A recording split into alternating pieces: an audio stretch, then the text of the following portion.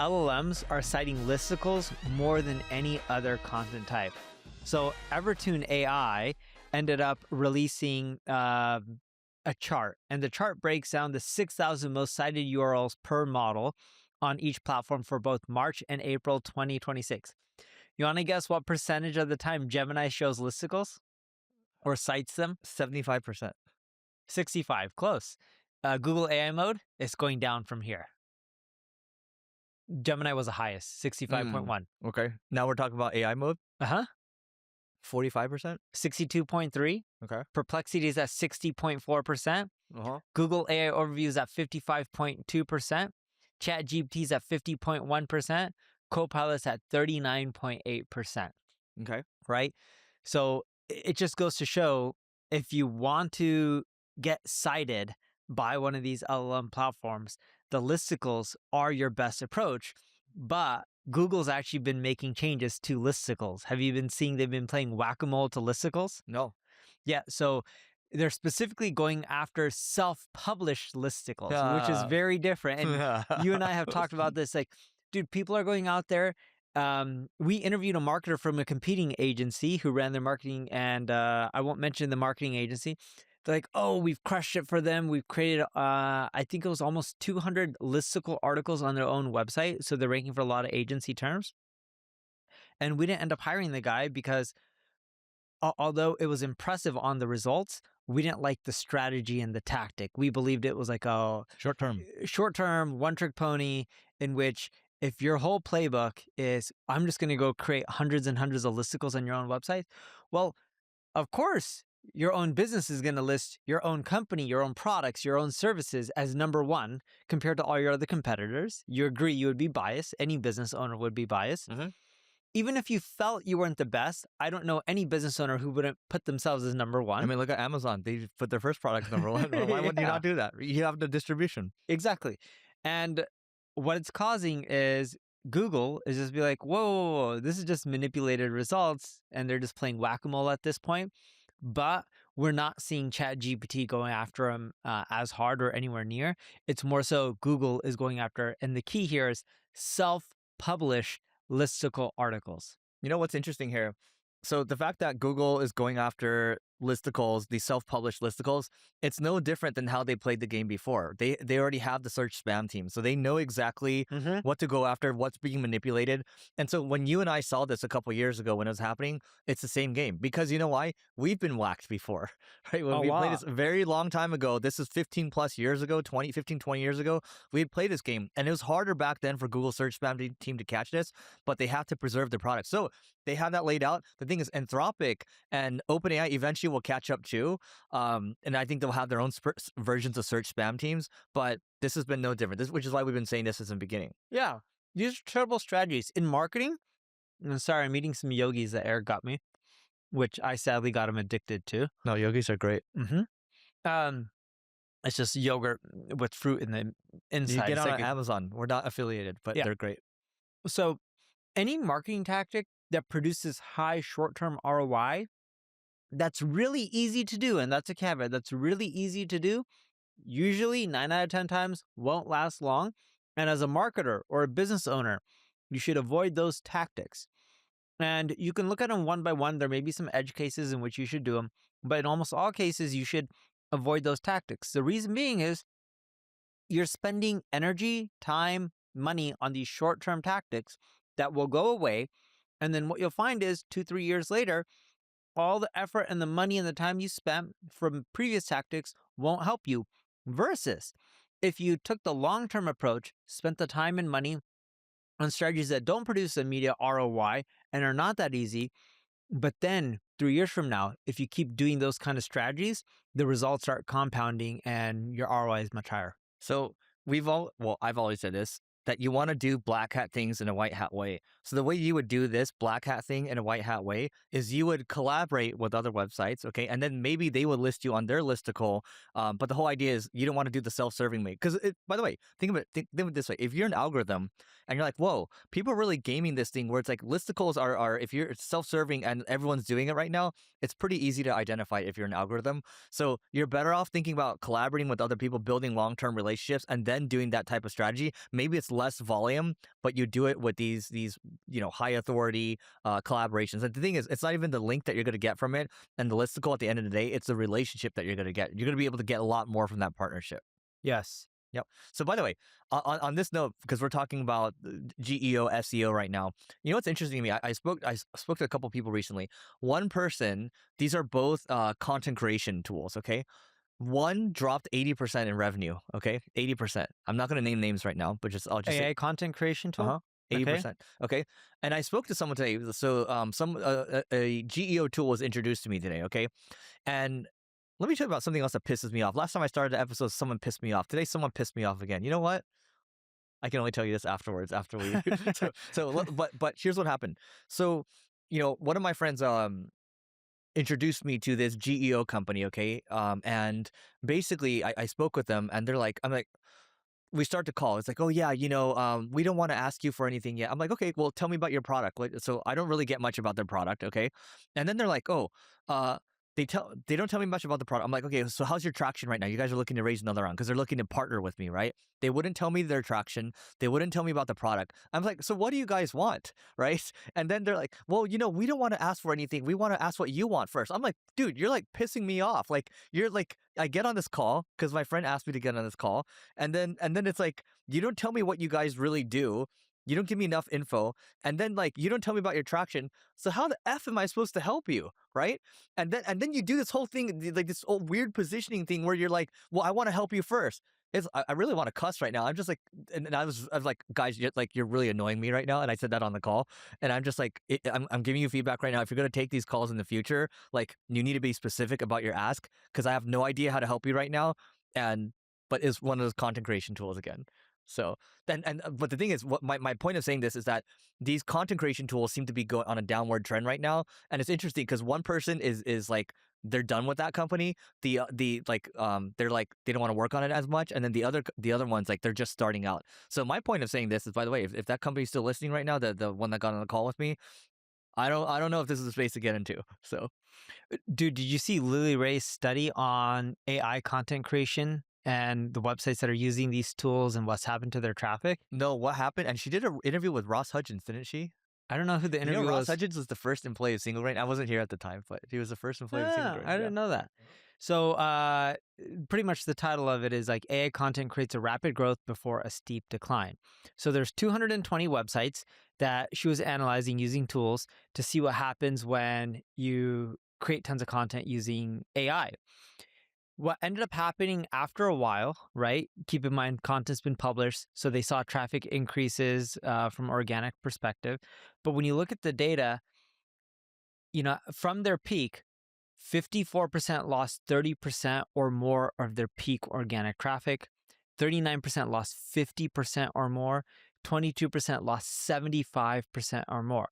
Within those declines, a recurring trajectory appears, a rapid growth in organic pages over 6 to 12 months, organic traffic peak within roughly 3 to 6 months of the content peak, and then a steep decline in traffic that erases most of the gain and frequently drops below the prior baseline within the following year.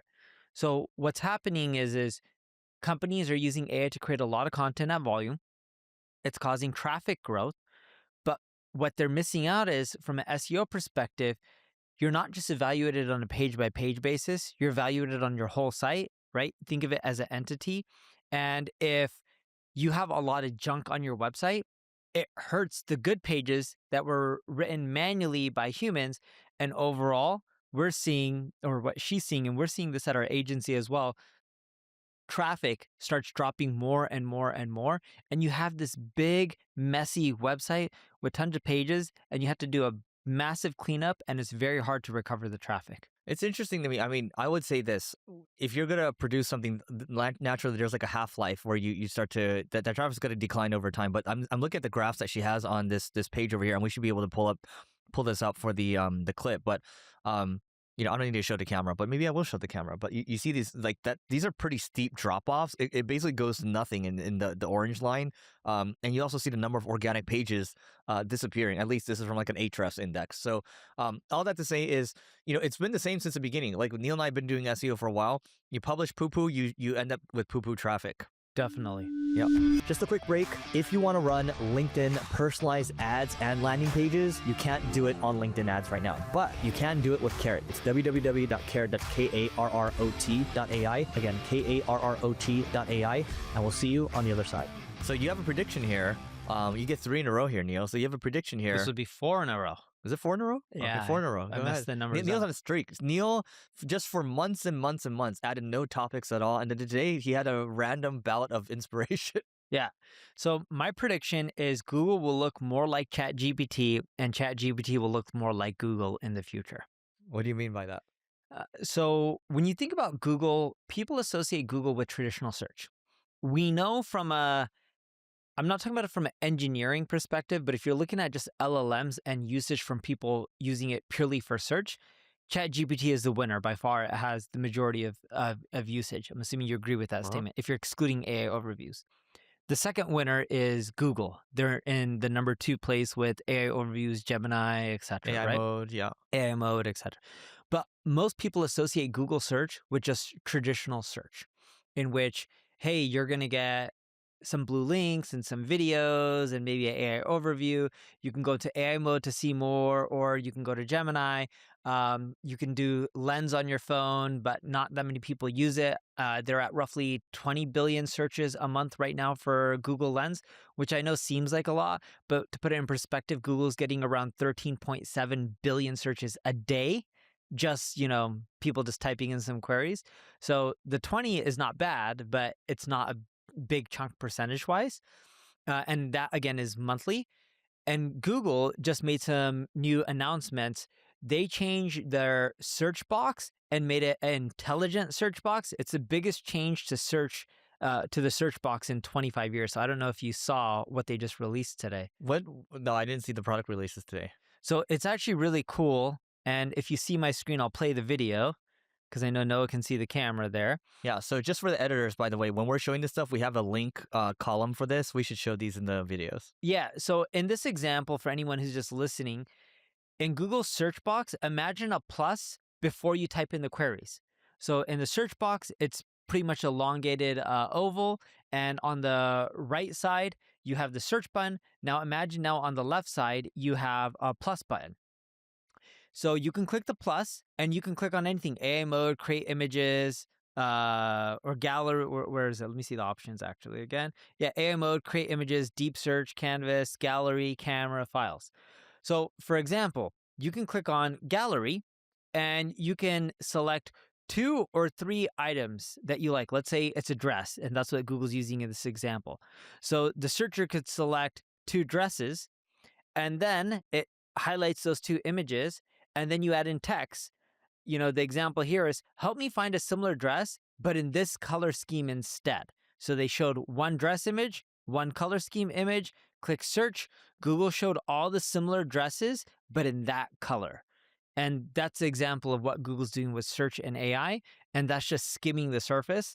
They're getting really in-depth. Even with their new search feature, you can actually build an app just typing in a prompt into their search feature. Yeah, it's called Seamless Google Search to AI mode. Yeah. So this is something that launched to many back in January, but it's now fully live. Okay, cool. So yeah, I mean, all that to say is this kind of reinforces this is not investment advice, by the way. My dad was asking if you had to pick one stock from the Magnificent Seven, what would you pick right now? I said Google, because they're on a tear, and they're clearly profitable, and they've clearly been continuing to innovate. So by the way, so you have this other piece over here. Google lets you build your own app within Google Search using agentic coding. Is there something else you wanted to go deeper on there? No, I thought it just shows, and it goes more with the narrative that Google is really going after OpenAI and Claude, and they're integrating a lot of these features. And I was talking to my brother-in-law the other day. We were talking about businesses. I was like, the business that I believe is massive right now that not too many people, I haven't really seen anyone build it yet, is a consulting company that just focuses not on AI integration, because there's already too many of those, that just focuses on token optimization and fee reduction. And then you just take a percentage of the savings that you save. So think of like AWS and cloud, right? Back in the day with AWS and a lot of these cloud computing companies, there were companies that said, we would help you optimize your cloud architecture. So instead of spending $100,000 a month, you now spend $50,000 a month, and they would take a percentage of the savings. I think there should be a similar business for tokens in which someone helps you optimize your token expenditure, because there's a lot of companies that are spending millions and millions, some even tens of millions, and I bet you there's many that are spending hundreds of millions, because the supposed rumor is Anthropic's now around 45 billion in ARR. So if someone just helped you with that reduction and their fee was a percentage of the savings, I think that's a win-win model, and that business would blow up, even though it's boring and ugly. Here's what I'll say about that. So 2 things tied to Chamath. I have 2 things on Chamath today. There's a Chamath episode. So I spoke to a guy who basically is a leader at a $2 billion a year company revenue. Okay, $2 billion revenue. So pretty sizable, right? And he actually worked with Chamath's 8090. So initially, Chamath's 8090 company was a company that said, hey, we're going to help eliminate all of your costs on like Salesforce and all these things right now.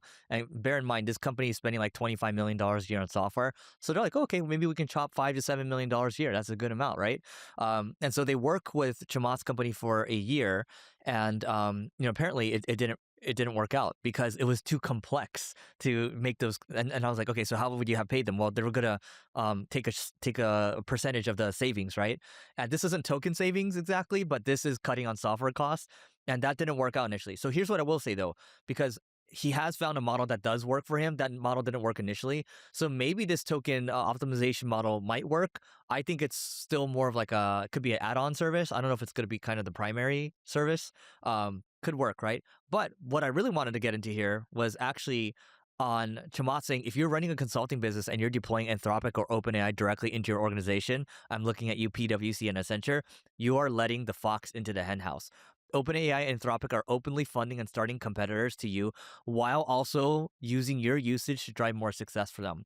This is not a failure on their part, but a failure on your part. So consulting businesses that understand this are adopting a control plane that allows them to arbitrate where tokens go and who generates tokens for them. So controlling the tokens, Neil, is controlling the spice, like Dune.